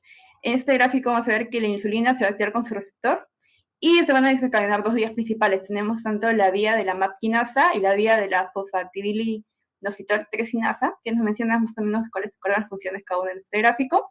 Y acá el resultado clave es más que nada la translocación que va a haber del LUT4 en la membrana celular, lo que va a permitir que la glucosa en la célula pueda ser usada como energía o almacenada, lo que va a ser, bueno, crucial para este metabolismo de carbohidratos. Y finalmente, siguiente diapositiva. Bueno, nos va a hablar del glucagón. Esta podemos decir que es una hormona contraria a la insulina, ya que esta va a ser secretada cuando los niveles de la glucosa en sangre sean bajos, y su objetivo sería restaurar esos niveles. Actúa principalmente en el hígado, donde va a estimular tanto la gluconeogénesis y la glucogenólisis, y bueno, procesos que van a generar y liberar la glucosa hacia la sangre. El glucagón también va a tener efectos tanto en el tejido adiposo, promoviendo la lipólisis, que es esta degradación de las grasas para obtener energía, y en el músculo, donde va a disminuir la captación de la glucosa. Bueno, entonces podríamos decir que esta hormona es fundamental tanto para situaciones de ayuno, estrés, ya que va a ayudar a mantener este suministro de energía constante. Eso sería todo para mí. ¿Quién sigue? Por favor. Yo, doctor. Bueno, vamos a hablar ahora sobre todo lo que respecta a la fibra dietaria. Bueno, es como se dice su nombre, son alimentos, bueno, está presente en alimentos que consumimos en nuestra dieta diaria. Estos tienen componentes dietéticos y vamos a ir hablando poco a poco de todo eso. Así como también van a estar relacionados a la funcionalidad intestinal, está relacionado también al tránsito intestinal, donde vamos a tener bacterias que se encuentran en el colon que van a fermentar estas fibras y van a producir ácidos grasos de cadena corta, así como diferentes tipos de gases, que también lo vamos a ver en las siguientes diapositivas. Y bueno, también se habla sobre la fibra total, que va a ser la suma de esta fibra dietética más la fibra funcional. Son fibras aisladas en vegetales. Pueden tener ciertos componentes que van a ser importantes en la salud. El gráfico de la derecha pues nos menciona los carbohidratos que pueden estar presentes en distintos tipos de alimentos. Acá vemos los azúcares simples y los polisacáridos. En los azúcares simples vamos a empezar con los monosacáridos, como los que ya conocemos, como los que serían la glucosa, galactosa y glucosa. Bueno, la fructosa, ya. Y bueno, estos van a ser componentes de distintos tipos de alimentos, como la fruta, la leche, o almidón y disacáridos. En los y oligosacáridos va a destacar la galactosa, en la sacarosa en la azúcar de caña, y la lactosa en la azúcar de la leche. Y bueno, estos van a estar relacionados también a la producción de la digestión del almidón. En lo que respecta a polisacáridos, y también lo vamos a ir mencionando en las siguientes diapositivas, que hay bastantes imágenes, encontramos la amilopectina y la amilosa. La amilosa va a ser una cadena recta y la amilopectina en su comparación va a ser una cadena ramificada. Va a estar en distintos alimentos. Y bueno, estos van a ser polímeros de glucosa digeridos por esta alfa-amilasa. Y en los polisacáridos no amiláceos, que bueno, nos importan las fibras de estos, vamos a encontrar dos tipos de fibras, las insolubles y las solubles. Las insolubles, bueno, como se dice, no se disuelven en agua y estas van a estar relacionadas al correcto funcionamiento del tránsito intestinal. Y en tanto las solubles van a estar relacionadas con la dilución del agua y estas fibras solubles van a unirse a glucosa, pueden unirse a ácidos grasos de cadena corta y pues van a estar relacionados a los bajos niveles de glucosa después de comer, por ejemplo, y a la digestión lenta de los ácidos grasos de cadena corta, lo que va a ocasionar unos bajos niveles de colesterol. Y también en la glucosa, no olvidé mencionar que, bueno, también va a estar relacionado a que vamos a evitar los picos de glucosa que estos puedan generar. Siguiente diapo, por favor. Bueno, acá es la clasificación que estábamos ya empezando a ver en la anterior diapositiva, donde tenemos a las fibras insolubles y a las fibras solubles. Las fibras insolubles van a estar, ahí se puso unos ejemplos donde se pone la celulosa, algunas semicelulosas y lignina. Bueno, como ya estaba mencionando, esto está relacionado a la mecánica digestiva. Y debido a que estas están relacionadas al volumen fecal, puesto que atrapan agua en lo que serían las fibras insolubles, va a prevenir de cierta manera el estreñimiento. Así como también estudios han demostrado que va a ser relacionada a la protección de accidentes cerebrovasculares, así como, bueno, la prevención de la obesidad o algunos tipos de cáncer, debido a que pues estas sustancias tóxicas que van a pasar en nuestro intestino van a ser absorbidos por las fibras. Bueno, en lo que respecta a la fibra soluble, acá tenemos los destacados como sería la pectina, la domas, mucilágenos, betaglucanos y psyllium. Como, bueno, también ya lo he mencionado, estas van a estar relacionadas a la función intestinal. Pueden controlar los índices de glucosa y de colesterol, bueno, la glucemia y colesterolemia, y van a mantener una adecuada flora intestinal, o se dice efecto probiótico. Y bueno, en la parte derecha tenemos un gráfico donde vamos a ver los principales carbohidratos en la alimentación, como en el anterior también, solo que acá lo van a ordenar por el grado de ¿Quién polimerización. sigue, por favor? Soy yo, solo yo, doctor. ¿Ya? No, Sí. a ver. Bueno, si no podemos ir... Tracy no va a participar. Ya expuse la parte del ciclo. Sí, ya, ok. Ok, podemos ir, si no, a la siguiente diapositiva, Ya, por favor.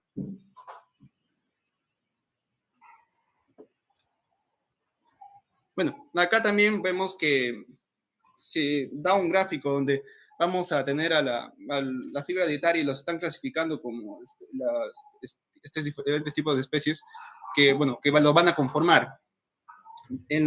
Ahí tenemos en la parte izquierda la fibra soluble y en la derecha la fibra insoluble. Bueno, la izquierda la fibra soluble y la derecha la fibra insoluble. Bueno, acá tenemos en la primera parte los análogos de los carbohidratos, que van a ser sustancias que se van a comportar como carbohidratos, así como también oligosacáridos resistentes que, bueno, no van a ser digeridos completamente y, claro, no van a ser digeridos completamente y van a llegar hasta el colon para su digestión, como la rafinosa y la inulina. Y en los polisacáridos no amiláceos, bueno, también vamos a encontrar los solubles y los insolubles. En los solubles destaca la hemicelulosa y los mucílagos, y en los insolubles la celulosa y hemicelulosa, que también ya lo estuve mencionando. Bueno, ¿puedes pasar a la siguiente diapositiva, por favor? Bueno, continuando con la fibra dietaria, se recomienda el consumo de 25 a 30 gramos de esta fibra dietaria y el papel energético que nos va a dar es de 2 kilocalorías por cada gramo, entonces sería como de 25 a 30 por 2 kilocalorías, sería como 60 kilocalorías en total, que nos puedan dar estos 25 gramos. Bueno, 30 gramos en este caso. Y bueno, como ya lo estuve mencionando, esto va a estar relacionado a la salud gastrointestinal, así como también nos va a ayudar a que, pues, debido a que estas fibras van a ayudar a que esta glucosa o este colesterol se digiera más lentamente, nos van a dar una sensación de saciedad y ayudar el control de peso que pues ya no vamos a sentir. Lo dejamos ahí porque hay un grupo que tiene clases también luego. Lo importante es entender de que la fibra dietaria también tiene aporte calórico en contraposición de lo que dicen algunas personas. Y ese aporte calórico es con ayuda de bacterias. O sea, las bacterias que se encuentran a nivel del intestino permiten sintetizar ácidos grasos de cadena corta como el acético, propiónico y butírico para nutrición del colonocito. Entonces, este aspecto es importante. O sea, dan aporte calórico. Respecto al consumo de fibra que se debe de tener para que ésta cumpla su rol, porque es capaz de hidratarse a través de los puentes de hidrógeno que puede formar con el agua, puede atrapar el colesterol y otras sustancias que pueden ser tóxicas para el cuerpo, como ya se mencionó. Si bien es cierto, se menciona 25 o 30 gramos por diario, esta puede ser más alta, ¿no? Puede darse un aporte mayor de 30 gramos por día distribuidos en aquellos alimentos, sobre todo vegetales, que van a tener una buena cantidad de fibra, ¿no? Y esto es importante porque generalmente consumimos poca fibra, ¿no? Está relacionada también, como se dice, a disminuir el riesgo de cáncer, ¿no? Entonces, el consumo de fibra debiera de ser una costumbre en todos nosotros. Bien, y los dejamos ahí jóvenes, debo de preparar para el otro grupo. Que tengan buen fin de semana. Klinder, probablemente en la noche te pase las 8 notas ya que me han pedido y que las voy a pasar al jefe de curso y a ti también para que las compartas con tus compañeros. Está bien, doctor. Ya. Bien, buenas tardes, jóvenes. Muchas gracias. Gracias, buenas tardes. Oye, guay, hasta que te iba a asesinar, weón. Te iba a matar, weón, con una pregunta de la relación con el cáncer del cuello. Es lechero este weón, güey. Ya fue, hermano, ya fue, ya déjame ¿Cómo se está? Pero podrían tener regular información, ¿ah? O sea, sí, regular Tenía bastante, sí. En tu mejor época te cortan, güey. No, regular información, era información repetida. Más bien tú, güey, te hemos querido resumirla. No, de verdad. No es Claro, porque dice tipo ADEC nomás. Tipo ADEC lo dice. ¿Sí, no? Ahí está, mira, ADEC, ahí dice ADEC. ¿Dónde? Al Doc le llegó No, a o sea, el estilo. Ah. Ajá, los colores también un poquito y el estilo. No, Clint, tienes que poner un estratégico, pues, ¿no? Estratégicamente, en algo que sea No, pero preguntable. estratégicamente creo que White está bien. Claro, pues. Tienen que Pensó matarlo. que faltaba Tracy. weón.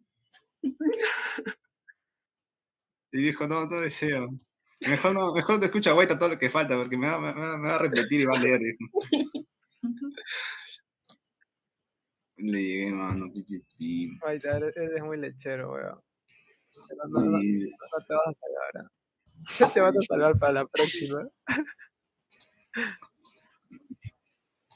No expuse todo, ¿ah? Puedo acabar la exposición ahorita si quieren, ahí con las medidas porque faltan. Espera, acá que te No deseo. Para el video. No deseo, gracias. Yadira expuso rápido para que lo funden. Eso es muy Sí, cierto. le puso rápido para que Sí, funde. weón, qué piola. Y yo ya expuse lento, yo empecé a exponer lento para hacer horas. ¿No? Desgraciado, eso sí no te lo compro. Oh, báñate, White. Bueno, chicos, pues ya me retiro.